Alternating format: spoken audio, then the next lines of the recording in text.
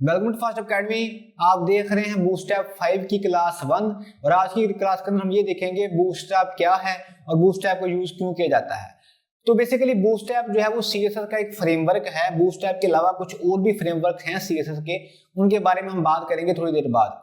तो basically bootstrap CSS का एक फ्रेमवर्क है जिसको हम वेबसाइट को रिस्पॉन्सिव करने के लिए यूज करते हैं। इसके अलावा बूटस्ट्रैप के अंदर कुछ रेडीमेड कंपोनेंट होते हैं जैसे button, card, navigation bar, drop down menu और कुछ और भी होते हैं कंपोनेंट। तो अगर हमने इनमें से किसी भी कंपोनेंट को, फॉर एग्जांपल बटन को या कार्ड को अपनी वेबसाइट के ऊपर यूज करना है तो उसके लिए हमें सीएसएस लिखने की कोई जरूरत नहीं है।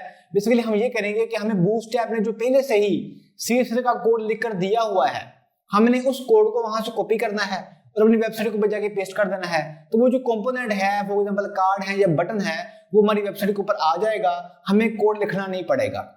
ठीक है, तो कहने का ये मकसद है कि जो काम आप 10 से 15 लाइन का लिखेंगे सीएसएस का, वही काम आप एक लाइन की बूटस्ट्रैप का कोड लिखकर कर सकते हैं। इससे ये होगा कि आपका जो है ना वो कोड, मतलब आपकी जो है ना वेबसाइट डेवलपमेंट वो थोड़ी फास्ट हो जाएगी, आपको ज्यादा सीएसएस लिखनी नहीं पड़ेगी। ठीक है, तो मुझे उम्मीद है कि आपको मेरी बात यहाँ तक समझ आ रही होगी। तो जैसे मैंने कहा कि बूटस्ट्रैप का काम होता है वेबसाइट को रिस्पॉन्सिव करना। जब बूटस्ट्रैप हमें जो है ना पहले से ही तैयार शुदा कुछ होते हैं कंपोनेंट, वो हमें वो देता है। तो ये सारे काम वो कैसे करता है, तो बूटस्ट्रैप के अंदर बेसिकली हुआ ये है कि बूटस्ट्रैप वालों ने ये किया है कि बूटस्ट्रैप वालों ने कुछ 13-14 हजार लाइनों का सीएसएस का कोड लिखकर रख लिया है। ठीक है, स्पेसिफिक क्लासेस के अंदर।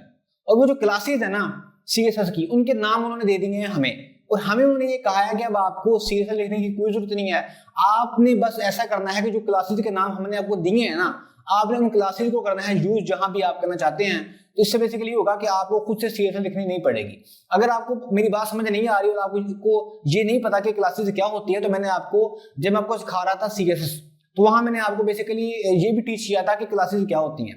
तो अगर आपको उनकी समझ नहीं आ रही तो अभी मैं आपको ना एक करता हूँ रिवाइज की क्लासेस क्या होती हैं सीएसएस के अंदर, ताकि आपको समझ आ जाए कि बूटस्ट्रैप कैसे काम करती है। तो जब मैं आपको सिखा रहा था सीएसएस, हमने बात की थी क्लासेस की।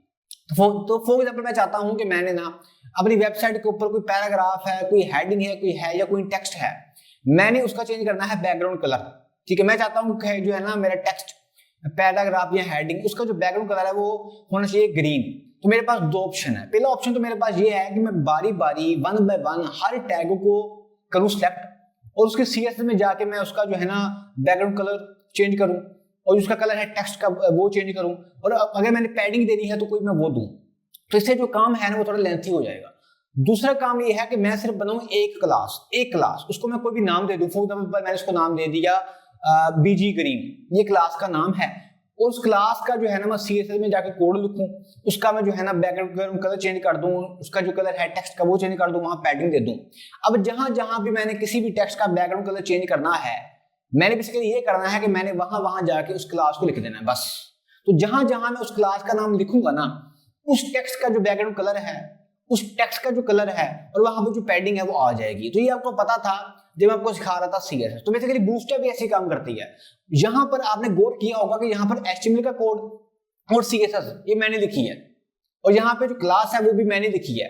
लेकिन जब आप यूज करेंगे बूटस्ट्रैप को, तो जो सीएसएस है ना, सीएसएस लिखी हुई है बूटस्ट्रैप वालों ने, और जो क्लास है वो भी किया डिफाइन बूटस्ट्रैप वालों ने। हमें उन्होंने दिए हैं सिर्फ नाम क्लासेस के, और हमें उन्होंने ये कहा है कि आपने सीएसएस यूज नहीं करनी। जो क्लासेस हमने आपको दी है ना, और उन क्लासेस की सीएसएस बूटस्ट्रैप वालों ने पहले से लिखकर रख ली हुई है, और हमें उन्होंने दी है क्लासेस के नाम। अब जहां जहां हम क्लास का नाम यूज करते रहेंगे ना, वहां ऑटोमेटिक डिजाइन बनता रहेगा। अगर आप कंफ्यूज हो रहे हैं तो आपने बिल्कुल परेशान नहीं होना, क्योंकि अभी थोड़ी देर बाद आपको मैं ये दिखाता हूं कि अगर आप बूटस्ट्रैप को करते हैं यूज और अगर आप करते हैं यूज सीएसएस को, तो क्या फर्क पड़ता है। तो मैं ना यहाँ पे हम लेते हैं एक मिसाल। फॉर एग्जांपल मैंने करना है क्रिएट एक बटन, तो मेरे पास दो ऑप्शन है।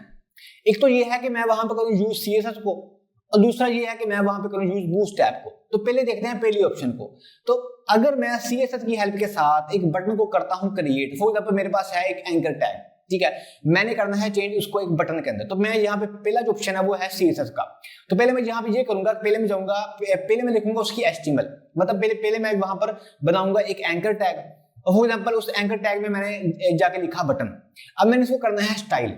उसके बाद मैं जाऊंगा सीएसएस के अंदर और वहां जाके मैं कहूंगा जिसका बैकग्राउंड कलर है वो चेंज कर दो। उसका जो कलर है टेक्स्ट का वो चेंज कर दो, उसको थोड़ी पैडिंग दे दो, उसका जो है बॉर्डर रेडियस वो 5 पिक्सल कर दो फॉर एग्जांपल, उसके अलावा उसका है ना टेक्स्ट अलाइन सेंटर कर दो, ठीक है। तो जो कोड है सारा मैं लिखूंगा, तो ये जो कोड है ये तकरीबन 7 से 8 लाइनों का कोड होगा। और साथ में ये भी चाहता हूं कि जब कोई उस बटन के ऊपर होवर करे तो अगर उसका कलर ब्लू है ना पहले, तो जब उसके ऊपर कोई होवर करे तो जो उसका कलर है वो थोड़ा डार्क ब्लू हो जाए। तो ये CSS मैं लिखूंगा, तो ये जो कोड है ये हो जाएगा 7-8 लाइनों का। तो पहली ऑप्शन तो ये है। दूसरी ऑप्शन ये है कि मैं यहाँ पे करूँ यूज बूटस्ट्रैप को। तो अगर यहाँ पे करता हूँ यूज बूटस्ट्रैप को तो बेसिकली मैं ये करूंगा कि मैं सिर्फ ना बनाऊंगा उसका HTML टैग, मैंने CSS नहीं लिखनी। मैं वहां जाऊंगा, वहां जाके सबसे पहले बनाऊंगा एक एंकर टैग जैसे मैंने पहले बनाया था, और अब उस एंकर टैग में ही जाके लिखूंगा मैं क्लास।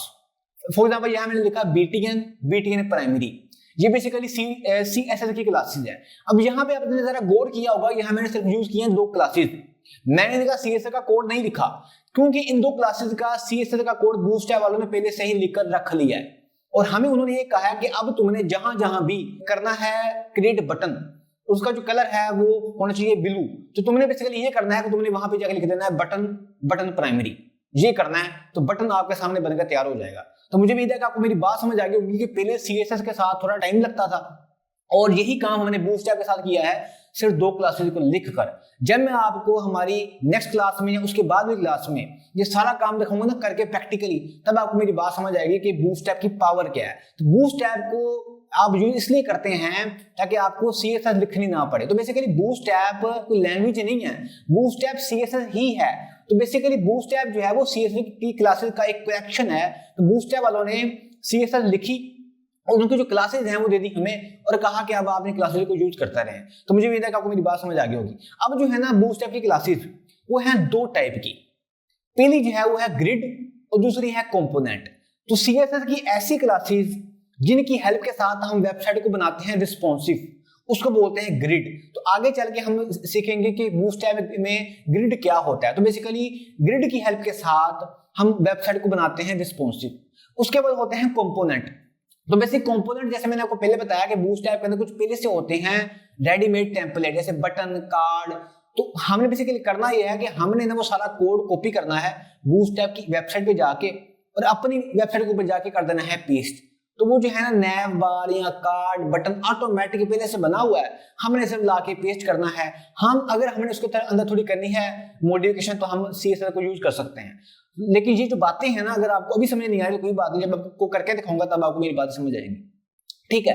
अच्छा अब जैसे मैंने आपको कहा कि जो है ना CSS के अंदर बूटस्ट्रैप के अंदर होते हैं कंपोनेंट। तो यहाँ पे मैंने आपके सामने कुछ नाम लिखे हुए हैं, जैसे यहाँ लिखा हुआ है for example alert, badge, button, card, carousel, collapse, form, ये सब के सब जो कंपोनेंट हैं ये पहले से ही बूटस्ट्रैप वालों ने इनका कोड लिखकर रखा हुआ है। हमने सिर्फ उसको कॉपी करके पेस्ट करना है अपनी वेबसाइट के ऊपर। जो फॉर्म है या कार्ड है या नैव बार है या पेजिनेशन है या मॉडल है वो पहले से ही बना हुआ है, तो इससे हमें CSS लिखनी नहीं पड़ेगी, ठीक है।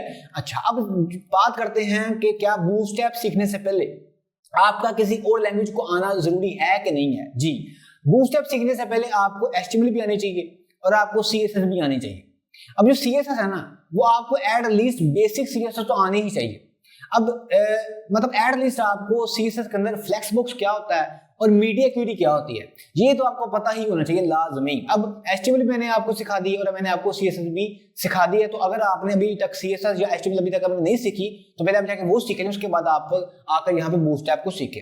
तो जैसे मैंने आपको पहले कहा था कि जो है ना बूटस्ट्रैप वो CSS का एक फ्रेमवर्क है, बूटस्ट्रैप कोई लैंग्वेज नहीं है। तो इसी तरह से बूटस्ट्रैप के अलावा CSS के अंदर कुछ और भी फ्रेमवर्क हैं, आप चाहें तो आप उनको भी सीख सकते हैं। जैसे मैंने यहाँ लिखा हुआ है बूटस्ट्रैप, उसके अलावा टेलमेंट CSS, फाउंडेशन, बुलमा, स्केलेटन और उसके अलावा कुछ और भी हैं। तो जो सबसे ज्यादा फेमस है ना फ्रेमवर्क जो मार्केटिंग में बहुत ज्यादा यूज किया जाता है वो बूटस्ट्रैप है और यही वजह है कि मैं आपको बूटस्ट्रैप सिखा रहा हूँ। बूटस्ट्रैप के बाद जो फेमस है उसका नाम है टेलमेंट CSS, ठीक है। तो अच्छा अब लाजम नहीं है कि आपने सबके सब फ्रेमवर्क सीखने हैं। अगर आप इनमें से किसी एक फ्रेमवर्क को भी सीख जाते हैं ना तो जो बाकी है ना फ्रेमवर्क उनको समझना और सीखना आपके लिए बहुत ज्यादा इजी हो जाएगा। तो बेसिकली आज की क्लास में मैंने ये देखा कि बूटस्ट्रैप क्या है और बूटस्ट्रैप को यूज क्यों किया जाता है। अब जो हमारी क्लास होगी इसके बाद वाली, वहां बेसिकली हम ये सीखेंगे कि बूस्ट ऐप को हम अपनी वेबसाइट के अंदर कैसे इंस्टॉल कर सकते हैं, मतलब हम किस तरह से बूस्ट ऐप को अपनी वेबसाइट के साथ करेंगे कनेक्ट, क्योंकि जब तक हम बूस्ट ऐप की फाइल को अपनी वेबसाइट के साथ कनेक्ट नहीं करेंगे तो हम बूस्ट ऐप की किसी भी क्लास को यूज नहीं कर सकते। तो मुझे उम्मीद है कि आपको ये क्लास समझ के अंदर आई होगी। चैनल को अभी तक आपने सब्सक्राइब नहीं किया तो उसको कर ले। आज के लिए इतने, मेरा ख्याल रखिएगा और अपने चैनल का भी। मिलते हैं बूस्ट ऐप की क्लास 2 के अंदर। बूस्ट ऐप की क्लास 2 देखने के लिए लेफ्ट वाली वीडियो पर क्लिक करें और बूस्ट ऐप की कंप्लीट प्लेलिस्ट देखने के लिए राइट वाली प्लेलिस्ट पर क्लिक करें।